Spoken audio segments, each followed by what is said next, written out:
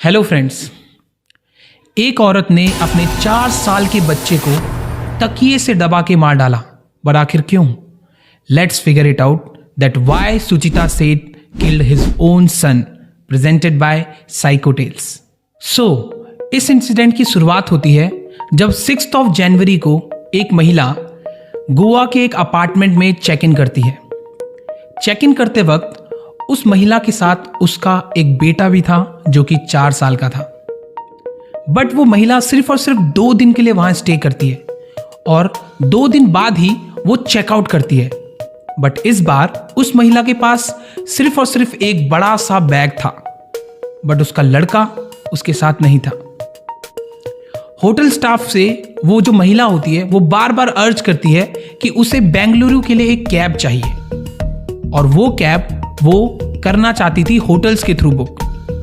तो होटल्स के जितने भी स्टाफ होते हैं वो उन्हें रेकमेंड करते हैं कि मैम, आप अगर कैब से जाएंगी तो 200 किलोमीटर आप 12 घंटे में पहुंचेंगी, जबकि आप अगर उसी के बदले फ्लाइट से जाती हैं तो वही डिस्टेंस सिर्फ और सिर्फ 90 मिनट्स का रह जाएगा। बट वो महिला बार बार उनसे इंसिस्ट करती है कि नहीं, मुझे कैब के थ्रू ही जाना है।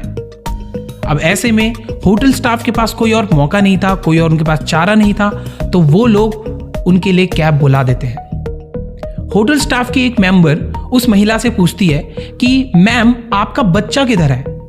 तो वो महिला उसको जवाब देती है कि मैंने अपने बच्चे को अपनी फ्रेंड के यहाँ छोड़ा हुआ है, और जैसे ही मैं काम फिनिश करके आऊंगी मैं उसको फिर से अपने साथ ले जाऊंगी। तो ऐसे में उन्हें कुछ अजीब नहीं लगता है और वो आराम से कैब बुलाते हैं और उस महिला को उसके सामान के साथ कैब में बैठा देते हैं। अब कैब तो निकल चुकी थी और कुछ टाइम बाद होटल का जो क्लीनिंग स्टाफ होता है वो उस महिला के कमरे में पहुंचता है फॉर द क्लीनिंग पर्पस। और जब वो क्लीनिंग कर रहे होते हैं उन्हें काफी ज्यादा एक अजीब सी चीज दिखती है। उन्हें एक टॉवल दिखता है, जो टॉवल पूरी तरह से खून में लथपथ था। वो ये देख के काफी डर जाते हैं। उन्हें फ्लोर में कई सारे आपके ब्लड के स्टेन जो होते हैं वो भी दिखाई देते हैं, जिससे वो और परेशान हो जाते हैं। उन्हीं में से एक क्लीनिंग स्टाफ जो होती है वो अपने मैनेजमेंट को इस बारे में बताती है, और वो होटल का जो पूरा मैनेजमेंट होता है वो डिसाइड करते हैं कि हमें पुलिस को इन्फॉर्म करना चाहिए। अब इस कहानी में एंट्री होती है पुलिस की।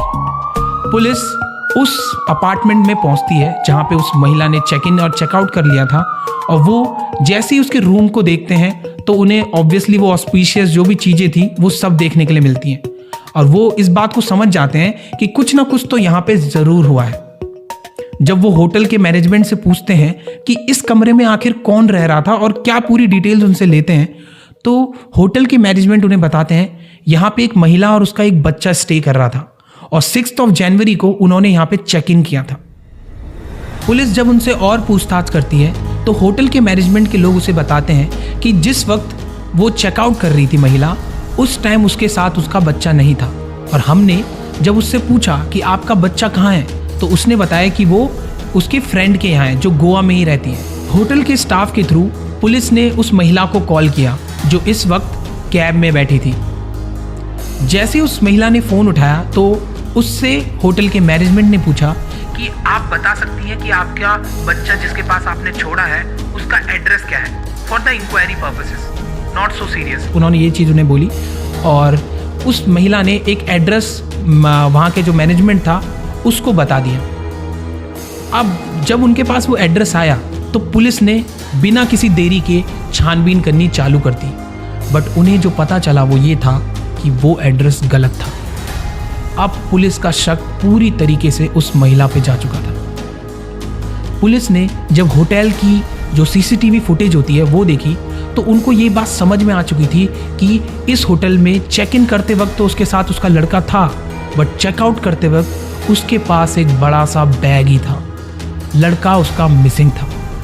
अब इस बात को देखते हुए पुलिस ने उसकी कैब को ट्रैक करना शुरू किया। जब पुलिस ने उसकी कैब को ट्रैक किया तो उससे उन्हें एक कैब ड्राइवर का नंबर मिला, उसी कैब ड्राइवर का नंबर मिला जिसमें वो महिला बैठी थी। उन्होंने उस कैब ड्राइवर को कॉल किया, और कॉल करने के बाद कौन की भाषा जो वहाँ की लोकल भाषा थी उसमें उस ड्राइवर से बात करना शुरू किया। ड्राइवर को जैसे ही पुलिस के कॉल आए तो ड्राइवर भी घबराया नहीं। उसने जो भी इंस्ट्रक्शन दिए थे पुलिस ने उनको ढंग से सुना। अब जब वो महिला सिर्फ और सिर्फ 200 किलोमीटर की दूरी पे थी बेंगलुरु से, उस वक्त बेंगलुरु वाले हाईवे पे एक एक्सीडेंट होता है। और जब वो एक्सीडेंट होता है तो उस एक्सीडेंट का फ़ायदा उठाते हुए वो जो कैब ड्राइवर होता है वो गाड़ी को किसी दूसरे रास्ते से ले जाने के लिए बोलता है। और ऐसे में उस महिला को भी कुछ अटपटा नहीं लगता है और वो उसे अलाउ कर देती है कि आप किसी दूसरे रास्ते से गाड़ी ले सकते हैं। अब जो कैब ड्राइवर होता है वो बड़ी चालाकी से पुलिस को कॉल करता है और उन्हें बोलता है कि आप मुझे प्लीज़ सबसे नियरेस्ट जो पुलिस स्टेशन है उसका लोकेशन भेजें। पुलिस वाले उसको नियरेस्ट पुलिस स्टेशन का लोकेशन भेजते हैं और वो बड़े ही सावधानी से, बहुत ही क्लेवर तरह से वो पुलिस स्टेशन की तरफ चलने लग जाता है। अब मैं वीडियो में आगे बढ़ूं इससे पहले मैं आपको एक चीज़ जरूर कहना चाहूँगा कि यहाँ पे इस कैब ड्राइवर की हिम्मत की दाद देनी पड़ेगी। उसको बार बार इतने कॉल आ रहे थे, वो चाहता तो इस सब चीज़ों से मना कर सकता था, वो कैब से उतर सकता था, बट उसने अपना आपा नहीं खोया। उसने पूरी तरीके से कोऑपरेट किया पुलिस के साथ और उस महिला को पुलिस स्टेशन में ला के छोड़ा, जो कि 200 किलोमीटर की दूरी पे था बेंगलुरु से। अब जब वो महिला पुलिस स्टेशन पहुंची तो वहां पे पहले से ही पुलिस बल तैयार थे। कैब ड्राइवर को सुरक्षित तरह से निकाल लिया गया कैब से एंड देन उस महिला से पूछताछ हुई।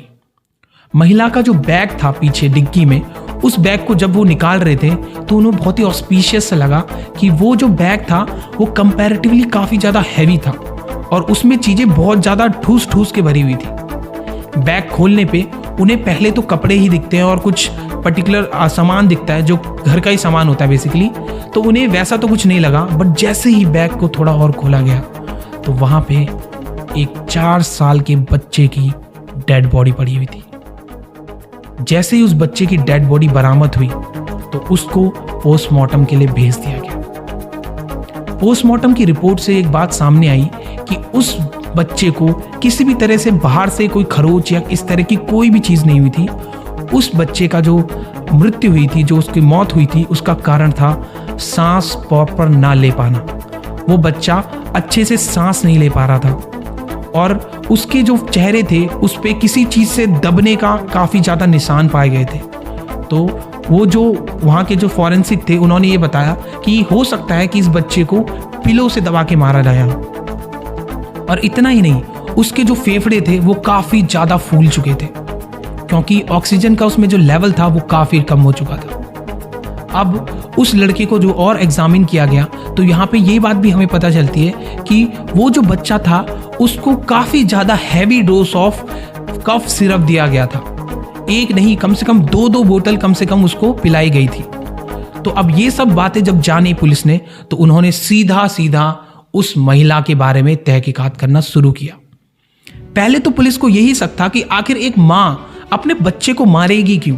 तो उन्होंने पहले ये पता लगाने की कोशिश करी कि क्या ये सच में महिला इसकी माँ है।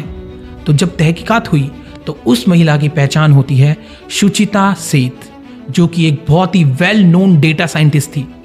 वो एक ऐसी pine lab, AI pine lab करके कंपनी है, उसकी वो CEO थी। आप समझ सकते हैं कि वो कितनी ज़्यादा प्रेस्टिजियस वुमेन थी। और ये बात भी कंफर्म होती है कि वो जो महिला थी वो उसी का बच्चा था। अब पुलिस को ये बात कंफर्म थी कि ये महिला उसकी माँ है और इसने ही अपने बच्चे का कत्ल किया है। बट अब ये बात उस महिला के मुंह से सुननी बाकी थी। जब पुलिस ने उसका बयान लिया तो उस महिला ने ये सब कहने से बिल्कुल मना कर दिया। वो सब मानने के लिए तैयार ही नहीं थी। पुलिस ने वो बिल्कुल भी पुलिस के साथ कोऑपरेट करने के लिए तैयार नहीं थी और वो बार बार यही कह रही थी कि मैंने अपने बच्चे को नहीं मारा है। उसने ये कहा कि जिस वक्त मैं उठी उस टाइम पे मेरा बच्चा पहले से ही मरा पड़ा था। अब पुलिस उसकी बातों को बिल्कुल सच नहीं मान रही थी क्योंकि वो ही थी जिसने अपने बच्चे को बैग में पैक करके सूटकेस के अंदर डाला था और गाड़ी में अपने साथ ले जा रही थी। तो पुलिस ने उसकी एक ना सुनी और उसके बारे में थोड़ा और जानने की सोची। तो इससे रिसेंटली ये पता चला कि उस महिला का अपने पति के साथ फाइनल स्टेज ऑफ डाइवोर्स चल रहा था और पिछले हेयरिंग, जो डाइवोर्स की हेयरिंग थी, उसमें ये चीज़ पता चली थी कि उसके पति को परमिट कर दिया गया था अपने बच्चे से मिलने के लिए, वो भी संडे को। और जिस बात से जो सुचिता सेठ थी वो बहुत नाखुश थी। वो बिल्कुल नहीं चाहती थी कि उसका पति उस बच्चे से मिले।